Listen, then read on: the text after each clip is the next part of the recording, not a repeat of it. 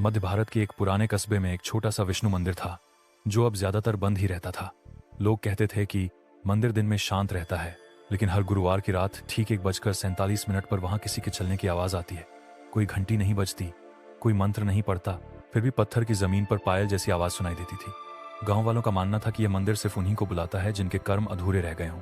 उस कस्बे में अमित नाम का एक युवक रहता था जो बहुत चालाक लेकिन उतना ही स्वार्थी था। उसने कई लोगों को धोखा दिया था मगर कभी पछतावा नहीं किया। एक रात वह देर तक मोबाइल चला रहा था कि अचानक उसकी घड़ी अपने आप बंद हो गई। जैसे ही उसने समय देखा, सुई रुकी हुई थी 1:47। तभी बाहर से किसी के धीरे धीरे चलने की आवाज आई, जैसे कोई मंदिर की तरफ बढ़ रहा हो। अमित को अजीब सा लगा और वह बिना सोचे मंदिर की ओर चल पड़ा। मंदिर का दरवाजा खुला था, जबकि शाम को उसे ताला लगा हुआ देखा गया था। अंदर घुसते ही उसे लगा जैसे हवा भारी हो गई हो। सामने विष्णु भगवान की मूर्ति थी, लेकिन आंखें सामान्य नहीं थी। ऐसा लग रहा था जैसे वे उसे देख रही हूं। अचानक मंदिर का दरवाजा अपने आप बंद हो गया। अमित डर गया और पीछे मुड़ा।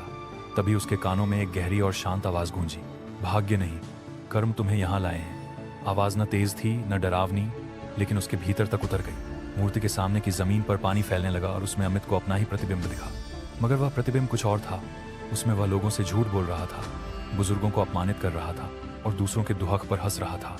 हर दृश्य के साथ अमित का दिल और भारी होता गया। आवाज फिर आई, हर किसी को चेतावनी नहीं मिलती, कुछ को सीधा फल मिलता है। अमित रोने लगा। उसने पहली बार भगवान से कुछ मांगा नहीं बल्कि माफी मांगी। उसके होंठ कांप रहे थे, लेकिन दिल सच्चा था।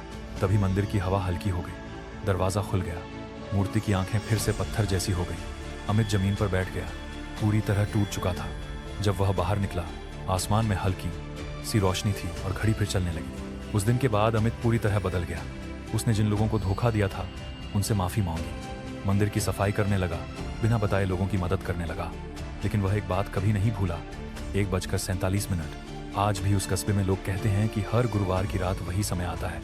कुछ लोग उस वक्त बेचैनी महसूस करते हैं, कुछ को नींद टूट जाती है और कुछ को मंदिर की ओर खिंचाव होता है। पुजारी बस इतना कहते हैं, जब भगवान दरवाजा खटखटाएं तो समझ लेना हिसाब शुरू हो गया है।